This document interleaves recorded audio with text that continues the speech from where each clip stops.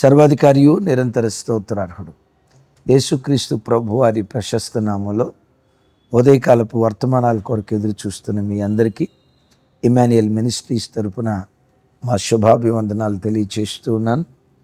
క్రీస్తునందు మాకు అత్యంత ప్రియమైన దైవజనాంగమా, ఎలా ఉన్నారు? ఈరోజు అరుణోదయపు దినాన్ని లేచి ప్రార్థించుకున్నారా? కంఠధ్వని దేవునికి వినిపించారా? అన్నయ్య ఈరోజు కూడా అడిగితే ఎట్లా?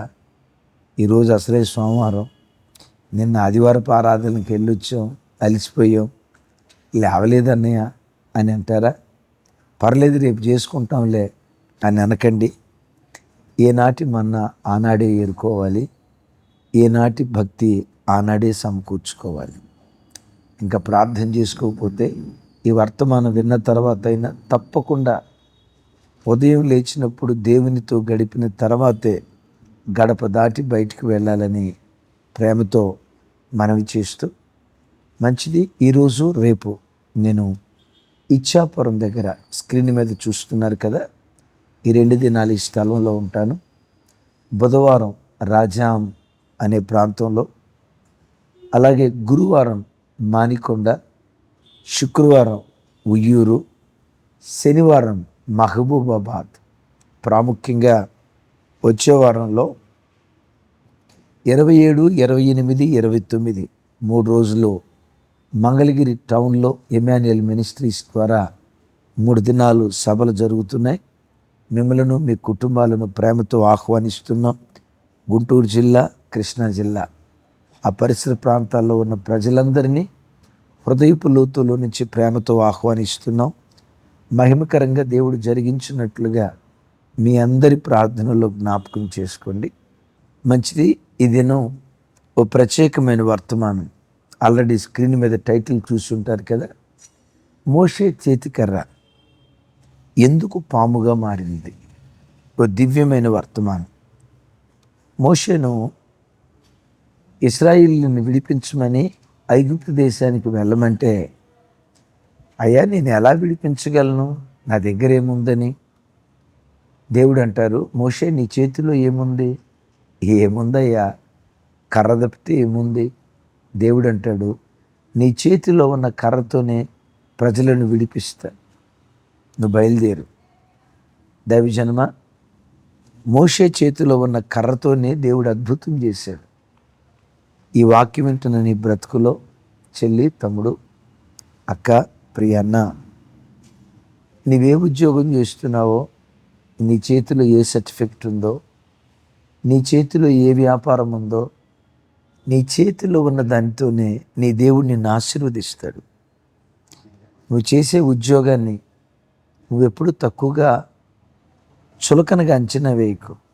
నేను ఈ వ్యాపారం కాదు, ఆ వ్యాపారం చేసి ఉంటే బాగుండేది, ఈ ఉద్యోగం కాదు, ఆ ఉద్యోగం చేస్తే బాగుండేది అని అనుకోకు, ఎగబాకండి. కానీ ఒకటి, నీ దేవుడు నీ చేతిలో ఏదుందో నీ చేతిలో ఉన్న దానితోనే, నీ ఉన్న స్థలంలోనే దేవుడు నిన్ను ఆశీర్వదించడం ప్రారంభిస్తాడు. అయితే విషయం ఏంటంటే, ఆ చేతిలో ఉన్న కర్రను దేవుడు నేల మీద వేయమన్నాడు. అది పామైపోయింది. ఎందుకది పామైంది? మరొక విషసర్పం కాకుండా, విషజంతువు కాకుండా పామే ఎందుకయింది? 3 ఆధ్యాత్మిక అర్థాలు చెప్తాను. నంబర్ 1, పాము ఐగుప్తు అధికారానికి గుర్తు, ఈజిప్ట్ ఎంపైర్కి గుర్తు. ఎలా? మీరు ఫరో చక్రవర్తుల ఫొటోస్ మీరు చూస్తూ ఉంటే, ఫరో చక్రవర్తి తల మీద కిరీటం ఉంటుంది కదా, ఆ కిరీటపు ముందు భాగం పాము పడగ ఆకారంలో ఉంటుంది. పాము ఐగుప్తు అధికారం అంతటికి గుర్తు. అది పాము ఎందుకైంది? తోకను పట్టుకొని పైకి లేపాడు, మరలా కర్ర అయిపోయింది. మోషేతో దేవుడు చెప్పకనే చెప్తున్నాడు, మోషే, ఐగుప్తీలకు నువ్వు భయపడుతున్నావా? ఫరో అధికారానికి నువ్వు భయపడుతున్నావా? ఫరోలో ఉన్న, ఐగుప్తు దేశంలో ఉన్న మంత్రగాళ్లకు, శకునగాళ్లకు నువ్వు భయపడుతున్నావా? నేను నిన్ను ఐగుప్తు దేశానికి పంపించేటప్పుడు ఒట్టి చేతులతో పంపించట్లా. ఐగుప్తు అధికారమంతా నీ చేతికి నేను అప్పగించబోతున్నాను. నేను నీకు ఇచ్చిన అధికారాన్ని వాడు. ఐగుప్తు దేశాన్ని నువ్వు తల్లకిందులు చేయబోతున్నాను. ఒడి చేతులతో నేను పంపించట్లా. ఐగుప్తు ప్రాంతాన్ని ఏ దురాత్మలు పరిపాలన చేస్తున్నాయో, ఏ చీకటి శక్తులు, మాంత్రిక తాంత్రిక శక్తులు పనిచేస్తున్నాయో వాటన్నిటి మీద నీకు అధికారం ఇచ్చా, గో హెడ్ అని మోషేతో దేవుడు మాట్లాడాడు. ఈ వాక్యం ఇచ్చిన బిడ్డలారా, ఒక మోషేకే కాదు, యేసుక్రీస్తు రక్తంతో కడగబడిన క్రైస్తవులైన ఆయన పిల్లలైన మన జీవితాల్లో కూడా దేవుడు శత్రుబలం అంతటి మీద మనకు అధికారం ఇచ్చినట్లుగా లేఖనాల్లో రాయబడింది. చూడండి, లోకాసు వార్త 10వ అధ్యాయం 19-20 వచనాలు నేను చదువుతాను. 19-20 వచనాలు. ఇదిగో, పాములను తేళ్లను త్రొక్కుటకును శత్రు బలమంతటి మీదను మీకు అధికారము అనుగ్రహించి ఉన్నాను. ఏదియు మీకెంత మాత్రము హాని చేయదు.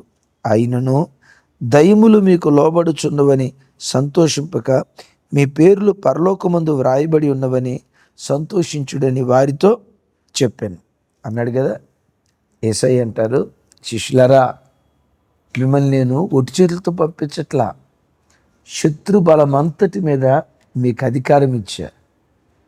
దయ్యాలు మీకు లోబడతాయి, దురాత్మలు మీకు లోబడతాయి. అధికారం ఇచ్చి పంపిస్తున్నాను. నేను ఇచ్చిన అధికారాన్ని వాడండి. మోషే అధికారాన్ని వాడాడు, ఐగుప్తు దేశాన్ని తలకిందులు చేశాడు. క్రైస్తవుడా, దేవుడు నీకు ఇచ్చిన అధికారాన్ని వాడు. నువ్వు బ్రతుకుతున్న గ్రామాన్ని తల్లకిందులు చేసే కృప దేవుడు నీకు అనుగ్రహిస్తాడు. ఏ గ్రామంలో ఉండి ఈ వాక్యం వింటున్నావో, ఏ పట్టణంలో ఉండి ఈ వాక్యం వింటున్నావో, ఏ దేశంలో ఉండి వాక్యం వింటున్నావో, క్రైస్తవుడా, నీకు దేవుడిచ్చిన అధికారం, దేవుడిచ్చిన కృప ఎంత గొప్పదో తెలుసా? ఏ గ్రామంలో బ్రతుకుతున్నావో ఆ గ్రామాన్ని ఏలుబడి చేస్తున్న ప్రతి చీకటి శక్తి మీద, ప్రతి దయ్యపు శక్తుల మీద, ప్రతి తాంత్రిక శక్తులన్నిటి మీద దేవుడు నీకు అధికారం ఇచ్చాడు. యేసునామాన్ని ఉచ్చాటన చేస్తూ, యేసునామాన్ని పదే పదే పలుకుతూ నీకున్న అధికారాన్ని వాడు నీ ద్వారా నీ గ్రామాన్ని ప్రభు తన తట్టు తిప్పుకోండి. నీ ద్వారా నువ్వు బ్రతుకుతున్న పట్టణాన్ని దేవుడు తన మహిమ కొరకు తిప్పుకుంటాడు. మోషే తోక పట్టుకొని పైకి లేపాడు. తల కిందకి వెళ్ళింది, తోక పైకి వెళ్ళింది. అంటే తల్లకిందులైపోయింది. భూలోకాన్ని తల్లకిందులు చేసే ఒక అద్భుతమైన పాత్రగా మోషేను దేవుడు వాడుకోవటానికి పామును చూపించాడు. రెండవది, పాము, దీనికి నేను సమాధానం చెప్పే ముందు మిమ్మల్ని ఒక ప్రశ్న అడుగుతా. పాముకు పగ ఉంటుందా, కోపం ఉంటుందా? కింద కామెంట్ బాక్స్లో రాయండి. విచిత్రమైన ప్రశ్న ఇది. పాముకు పగ ఉంటుందా, కోపం ఉంటుందా? చాలామంది ఏమనుకుంటారంటే పాముకు పగ ఎక్కువ ఉంటుంది. పాము ఒకరిని పగబట్టిందంటే సప్త సముద్రాలు ఈదైనా, లంకనాలు చేసైనా వాడిని చంపేదాకా పాము నిద్రపోదంట. మనోడు చూసినట్టే చెప్తాడు. వాస్తవంగా మనుషులు అనుకుంటున్నట్లుగా పాముకు పగ ఉండదు. పాముకు పగ ఉండదు, కాకికి పగ ఉంటుంది. ఎందుకు పాముకు పగ ఉండదంటే పాముకి జ్ఞాపక శక్తి తక్కువ, ఉండదు, జ్ఞాపక శక్తి ఉండదు. ఎందుకు పాము పాలు పోసినోడిని కాటేసింది? ఎందుకు పాము గుడ్లు పెట్టినోడిని కాటేసింది? ఎందుకు కాటేసింది? తను రోజు పాలు పోస్తున్నా, ఈయన నాకు పాలు పోసే వ్యక్తి, నాకు గుడ్లు ఇచ్చే వ్యక్తి అన్న జ్ఞాపక శక్తి పాముకు ఉండదు. ఇప్పుడు పగ తీర్చుకోవాలంటే జ్ఞాపకం ఉండాలి కదా. ఈడు పలానా రోజు పలాని కీడు చేసాడుగా, మనకు అవకాశం రాకపోద్దా? సామెత ఒకటి ఉంది కదా, ప్రతి కుక్కకు ఒక రోజు వస్తుందని.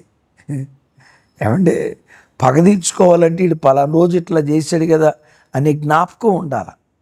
పాముకు జ్ఞాపక శక్తి ఉండదు. కనుక పాముకు పగుండదు. పగుండదు కానీ విపరీతమైన కోపం, విపరీతమైన కోపం. బాబోయ్, మామూలు కోపం కాదు, విపరీతమైన కోపం. ఎంత కోపం అంటే దాని కోపం వచ్చినప్పుడు బొసగొట్టే విధానం ఉంటుంది చూసారా? గుండె 190 కొట్టుకుంటుంది ఆ బొస వింటే. మామూలుగా బొస కొట్టదు, అంత కోపం. పాము దాకా ఎందుకంటే ఇప్పుడు కొన్నిసార్లు పిల్లల మీద బాగా కోపడతారు. బ్రదర్, సిస్టర్ మీద బాగా కోపడతావు.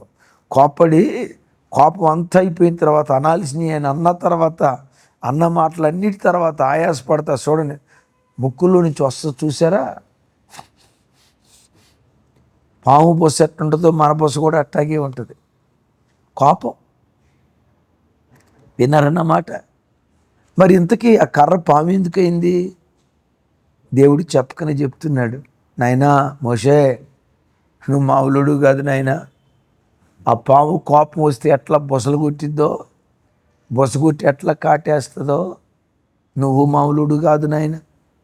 ఆ పాముకి ఎంత కోపం, అంతకంటే ఎక్కువ కోపం ఉంది నీకు. పాము కాటేసి ఎట్లా చంపిద్దో, నువ్వు ఒక దెబ్బతో దెబ్బతో పంచి చంపేస్తావు. నాయనా, నా సేవలో నిన్ను వాడుకోవాలంటే పాము లాంటి కోపం ఉండకూడదు. తోకను పట్టుకుని పైకి లేపాడు. తోక పైకి వెళ్ళింది, తల కిందకి వెళ్ళింది. ఇక కర్ర అయిపోయిన తర్వాత రోజు మోషే ఆ కర్రని ఇట్లా కొట్టుకుంటా వెళ్తున్నాడు. అనుకోండి, ఇది తోక, ఇది తల. తోక పైకి లేపాడు, తల కిందకు వచ్చింది, కర్ర అయింది. అంటే ప్రతిరోజు మోషే పాము యొక్క తలను చితగ్గొడుతున్నాడు. అంటే పాములో ఉండే కోపం, మోషేలో ఉన్న కోపం, పాములో ఉన్న బొసలు కొట్టే తత్వం, మోషేలో ఉండే బొసలు కొట్టే తత్వం ప్రతిరోజు చంపుకుంటున్నాడు. చివరికి మోషే ఆ కోపం అంతా చచ్చి భూమి మీద ఉన్న సమస్త ప్రజలలో మిక్కిలి సాత్వికుడయ్యాడట. విన్నారా ఈ మాట? మిక్కిలి సాత్వికుడయ్యాడట.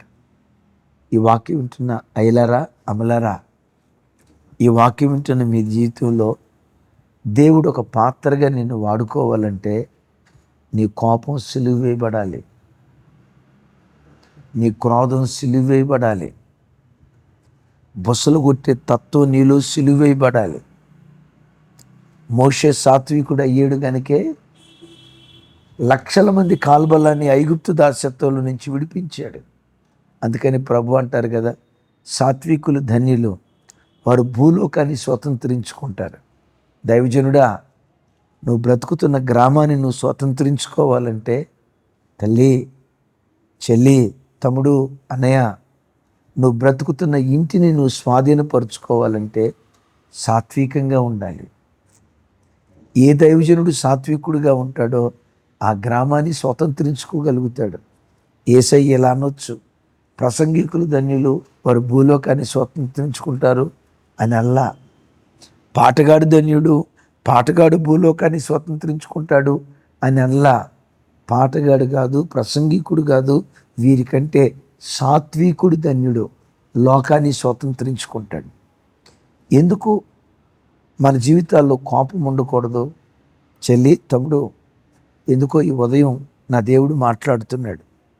నీకు కొంచెం కోపం ఎక్కువ ఉన్నట్లుంది కదా.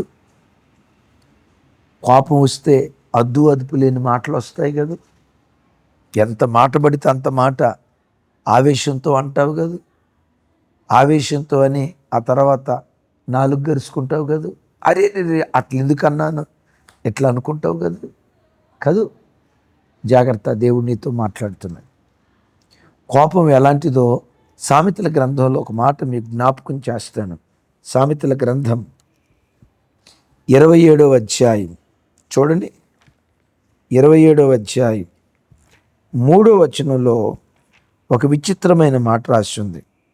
3-4 రాయి బరువు, ఇసుక భారం, మూడిన కోపము ఆ రెండిటికంటే బరువు. క్రోధము క్రూరమైనది, కోపము వరద వలె పొర్లునది, రోషము ఎదుట ఎవడు నిలవగలడు? విన్నారా? రాయి బరువు, ఇసుక భారం. మూడుని కోపము ఆ రెండిటికంటే బరువు. ఎంత విచిత్రంగా రాసిందో చూడండి. రాయి బరువు, ఇసుక భారం. మూడిని కోపము ఆ రెండిటికంటే బరువు. అంటే కోపం ఎక్కువగా ఉండేది మూర్ఖులకి అని వాక్యం అంటుంది. ఇక్కడ ఒక మాట అంటాడు, రాయి బరువు, ఇసుక భారం. ఒక వ్యక్తి తల మీద బరువు పెట్టుకొని వెళ్తున్నాడు. బరువు మోసే ఏ వ్యక్తి అయినా ప్రతి క్షణం ఏమనుకుంటాడో తెలుసా? దీన్ని ఎప్పుడు దించుతానా, నా తల మీద నుంచి భారం ఎప్పుడు దించుకుందామా అని ప్రతి క్షణం బరువు మోసేవాడు ఎదురు చూస్తాడు. బరువు దించుకోవటానికి ఒక వ్యక్తి ఎట్లా ప్రతి క్షణం ఎదురు చూస్తాడో, భర్త కోపిష్ఠుడైతే ఈ కోపిష్టి భర్తని ఎట్లా వదులుకోవాలా, ఇదేం అమెరికా కాదు వదులుకుందామంటే గత్యంతరం లేక కాపురం చేస్తారు. ఈ కోపిష్టి భార్యని ఎలా వదులుకోవాలి? కోపిష్ఠుడు భారం, కోపిష్టి స్త్రీ భారం. తమ్ముడు, చెల్లి, నీ ఇంటి వాళ్ళు నిన్ను గూర్చి అలా అనుకోకూడదు. ఈరోజు వాక్యం వింటుండగా మోషే దాని తలను చితగొట్టినట్లుగా నీలో ఉన్న కోపం ప్రతి దినం యేసు నామములో చితకదొక్కుదువుగాక. ఇక్కడ ఏమంటాడు? ఆ తర్వాత అంటాడు, క్రోధము క్రూరమైనది, కోపము వరద వలె పొర్లున్నది. ఎట్లా పొరుతుంది? కోపం వరదతో సమానం అంటాడు. మన పల్లెటూళ్ళలో, గ్రామాల్లో వర్షాకాలం వరదలు వస్తాయిగా. వరదలు గోదావరి గట్టుకు తెగి గండిబడి, కృష్ణానదికి గండిబడి, ఆ మధ్య విజయవాడ దగ్గర కూడా జరిగింది కదా, బుడమేరు. చూడండి, ఆ ప్రవాహం, వరద ప్రవాహం వచ్చింది. వరద ప్రవాహం వస్తే ఊర్లు కొట్టుకుపోయాయి, గ్రామాలు కొట్టుకుపోయాయి, కుటుంబాలు కొట్టుకుపోయాయి. వినాశనం. వరద ఎంత వినాశనం కలుగు చేస్తుందో చెల్లి, నీ కోపం కూడా అంత వినాశనం కలుగు చేస్తుందమ్మా. తమ్ముడు, నీ కోపం కూడా అంత వినాశనాన్ని కలుగు చేస్తుందయ్యా. కోపడటానికి తొందరపడుకో. మోషేలాగా సాత్వికు నేర్చుకో. ప్రజలను సంపాదించుకునే కృప దేవుడు అనుగ్రహిస్తాడు. అందుకనే దేవుడు ఆ కర్రను పాము రూపంలోకి మార్చాడు. రోజు ఈ కోపాన్ని చంపాలి మోషే. చంపుకుంటా వచ్చాడు. కానీ ఒక సందర్భంలో ద్రోహులారా అన్నాడు. కాని మాట అన్నందుకు కనాను పోగొట్టుకున్నాడు మోషే అని అంటాం కదా. ప్రతి దినం ఆ కోపాన్ని సిలువ వేసే కృప దేవుడు మనకు అనుగ్రహించునుగాక. మూడవది, పాముకున్న గుణం ఏంటో తెలుసా? మనిషిని ఎప్పుడు మడి మీద కాటేస్తుంది. మడిమ దేనికి గుర్తు? నడతకు గుర్తు. సాతాను ఎప్పుడు అద్భుతంగా బోధించనిస్తాడు, కానీ బోధించినంత అందంగా బ్రతుకు ఉండకుండా, ప్రకటించినంత అందంగా ప్రవర్తన ఉండకుండా ప్రవర్తన మీద కాటేస్తాడు. మోషే, నేను నాయకునిగా ఎన్నుకుంటున్నా, నా ధర్మశాస్త్రం నీకు ఇస్తున్నా, నీ నోట నా మాటలు ఉంచబోతున్నా. సుమి, ఏది నీ నోట నుంచి పలికేవో, ఏది నువ్వు ప్రకటించావో, ప్రకటించింది నీ ప్రవర్తన అయి ఉండాలి. అలా కాకుండా ఉండునట్లుగా సాతాను నీ మడిమి మీద కాటేస్తాడు, జాగ్రత్త అని అంటాడు. అందుకని కర్ర పామైంది. తమ్ముడు, చెల్లి, మీతో ఒక మాట. నిన్న ఆదివారం చర్చికి వెళ్ళి వచ్చారు కదా, ఏ వాక్యం ద్వారా దేవుడు మీతో మాట్లాడాడు? నిన్న ఆదివారం మన సెంట్రల్ మందిరంలో నుంచి 3 చక్కటి వర్తమానాలు, సాతాను యొక్క కుట్ర కుతంత్రాలు. తెలుసుకోకపోతే మోసపోతాం. దైనందిన జీవితంలో జరిగే అనుభవాలతో చక్కటి వర్తమానం. మా పూర్వస్థితి మరలా మాకు దయచేయి. పడిపోయిన ఇశ్రాయేలీల స్థితి ఎందుకు పడిపోయారు? థర్డ్ సెషన్లో మోషే యేసుక్రీస్తు వారికి సాదృశ్యంగా, సిప్పోరా సంఘానికి సాదృశ్యంగా ఒక చక్కటి వర్తమానం ఇచ్చారు. మీరు వెళ్ళిన సంఘాల్లో కూడా దైవజనులు వర్తమానం ఇచ్చారు కదా. తమ్ముడు, చెల్లి, ఏ వాక్యం విన్నావో విన్న వాక్యపు పునాదుల మీద నువ్వు నిలవబడు. ఏది ప్రకటించావో ప్రకటనే నీ ప్రవర్తనగా మారాలి. అలా ఒక వ్యక్తి బ్రతికితే ఎంత అద్భుతం జరుగుతుందో ఓ మాట చదువుదాం. లోకాసు వార్త చూడు. లోకాసు వార్త 24వ అధ్యాయం 19వ వచనం. 24:19 చూడండి ఒకసారి.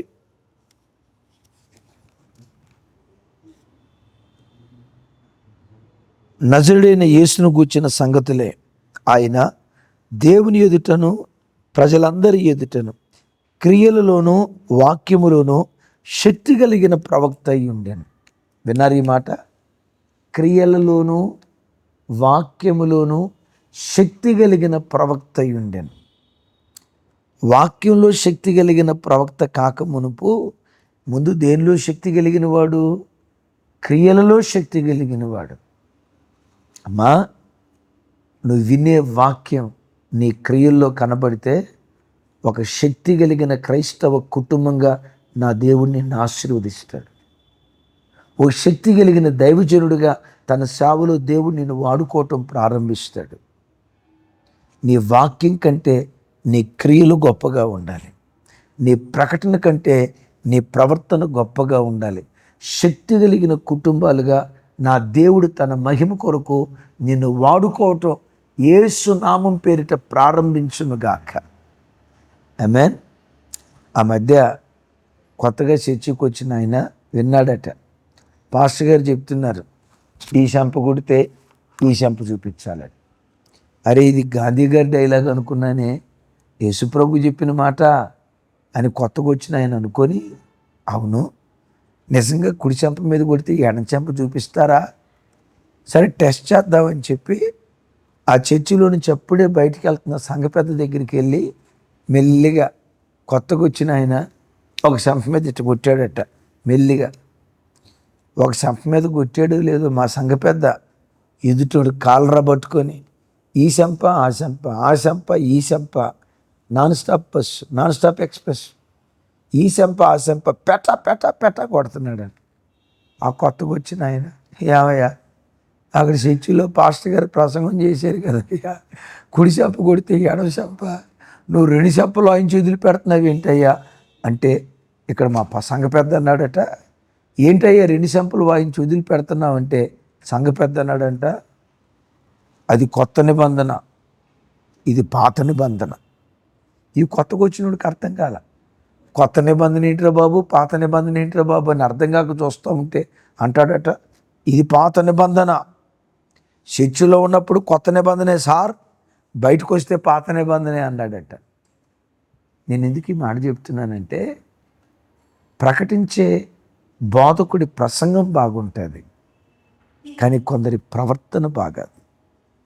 వాక్యం బాగా చదువుతారు, కానీ ఆ వాక్యం ప్రవర్తనలో కనపడదు. యేసుక్రీస్తు ఇంత శక్తి కలిగిన దైవజనుడిగా ఎందుకు వాడబడ్డాడో తెలుసా? ఆయన క్రియలున్నాయి గనుక వాక్యంలో శక్తి కలిగిన ప్రవక్త అయి ఉన్నాడు. నా చేతులెత్తి దీవిస్తున్నా, ఒక శక్తి కలిగిన క్రైస్తవ కుటుంబంగా నీ కుటుంబాన్ని దేవుడు దీవించునుగాక. మోషే ఏది ప్రకటించాడో ఆ వాక్యానికి సాక్షిగా నిలవబడ్డాడు. మోషే చెయ్యి ఎత్తితే అద్భుతం, చెయ్యి దించితే అద్భుతం, ముందుకు సాగితే అద్భుతం, ఆగితే అద్భుతం, నిలిస్తే అద్భుతం, వెనక్కి తిరిగితే అద్భుతం. అద్భుతాల వేదికగా మోషేను మార్చాడు. నా చేతులు ఎత్తి దీవిస్తున్నా. ఆ కాలంలో మోషేను అద్భుతాల వేదికగా మార్చిన దేవుడు నిన్ను, నీ కుటుంబాన్ని, నీ పిల్లను దేవుడు అలా ఆశీర్వదించును గాక. అలా ఆశీర్వదించినట్లుగా నంబర్ 1 దేవుడిచ్చిన అధికారాన్ని వాడుకో. నంబర్ 2 కోపాన్ని ప్రతిరోజు చంపుతూరా. నంబర్ 3 నీ ప్రకటన కంటే ప్రవర్తన మరీ అద్భుతంగా ఉండేటట్లు దేవుని సన్నిధిలో చక్కదిద్దుకో. చిన్న ప్రార్థన చేస్తేనే, తండ్రి మీకు స్తోత్రాలు, మాతో మీరు మాట్లాడిన శ్రేష్టమైన మీ మాటలకై వందనాలు. ఎందరైతే ఈ ప్రార్థనలో ఏకీభవిస్తున్నారో దేవా, బిడ్డల కుటుంబాలను ఏలుబడి చేస్తున్న ప్రతి చీకటి శక్తులు, అంధకార దురాత్మ శక్తులు యేసు నామములో ఈ దినమే పాతాళములో త్రొక్కివేయబడుదురుగాక. ఏ కుటుంబాలను కోపం, ఆవేశం ఏలుబడి చేస్తుందో, మానవ ఆవేశం యేసు నామం పేరిట పాతాళములో బంధించబడునుగాక. విశేషంగా ప్రభా, మేము ప్రకటించిన దానికంటే మా ప్రవర్తనే గొప్పగా ఉండినట్లుగా సహాయం చేయి. ఎగ్జామ్స్ రాస్తున్న పిల్లల కొరకు, కాంపిటేటివ్ ఎగ్జామ్స్ కొరకు ప్రిపేర్ అవుతున్న బిడ్డల కొరకు, మే మాసంలో పిల్లలు రాయబోతున్న ఎగ్జామ్స్ కొరకు ప్రార్థిస్తున్నాను. వారి చేతిని పట్టుకొని గొప్ప విజయాన్ని నీ పిల్లలకు మీరు ఇచ్చుదురుగాక. ఎగ్జామ్స్లో వ్రాయబోయే ప్రతి కాంపిటేటివ్ పరీక్షల్లో నీ బిడ్డలను తలమానికగా నిలపండి. భయంకరమైన వేసవి కాలం, పగలు ఎండ దెబ్బ తగలకుండా, రాత్రి వెన్నెల దెబ్బ తగలకుండా నీ బిడ్డల చుట్టూత మీరే యేసు నామం పేరిట కంచె వేయుదురుగాక. సమస్త ఘనత, మహిమా ప్రభావాలు మీకే ఆరోపిస్తూ యేసు నామం పేరిట ప్రార్థించి స్తుతించి పొందియున్నాం తండ్రి. తండ్రి అయిన దేవుని ప్రేమ, కుమారుడైన యేసుక్రీస్తు వారి దివ్యకృప, పరిశుద్ధాత్మ దేవుని సహవాసం మనకు సకల పరిశుద్ధులకు సదా తోడయుండి నడిపించునుగాక. ఆమేన్. ఆమేన్. Thank you.